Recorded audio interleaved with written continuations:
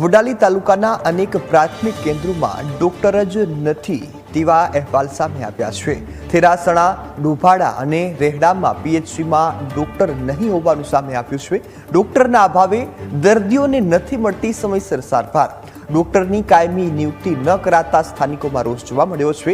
અઠવાડિયામાં માત્ર 1 કે 2 દિવસ જ જે ચાર્જ છે તે માટે ડોક્ટર આવતા હોય છે, તો ડોક્ટરની અછતને લઈ સ્થાનિકોમાં ભારે રોષ જોવા મળ્યો। લાંબા અંતર સુધી દર્દીઓ ધક્કા ખાવા માટે મજબૂર બન્યા છે। સ્થાનિકોનો રાજ્ય સરકાર અને સ્થાનિક આરોગ્ય વિભાગ સામે વિરોધ સામે આપ્યો છે। હાલમાં લોકો ડોક્ટરની નિયુક્તિ કરવામાં આવે તેવી માંગ કરી રહ્યા છે।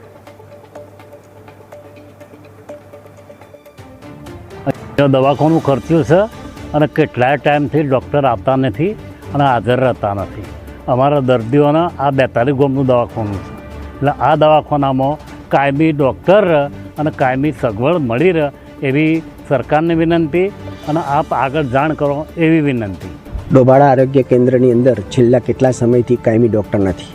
ચાર્જમાં જે ડૉક્ટર હોય છે લગભગ સમયસર મળતા નથી, જેથી પ્રજાને બહુ હાલાકી પડે છે। આ ડોભાડા ગામની અંદર આજુબાજુ 25 થી 30 ગામ આવેલા છે।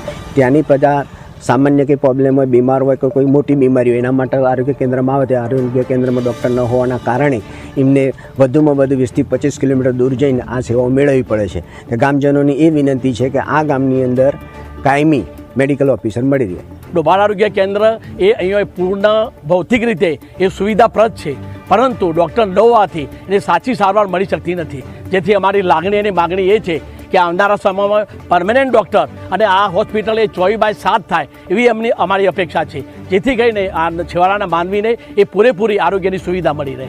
લોકોને જે પબ્લિકની જે સેવા મળવી જોઈએ એ સેવાનો કોઈ અર્થ થતો નથી। સરકારના પૈસા ખર્ચા છે એનો કોઈ અર્થ મળતો નથી। તો આ લોકો વ્યવસ્થા કરવાવાળા છે એ લોકોને વ્યવસ્થા કરવી જોઈએ।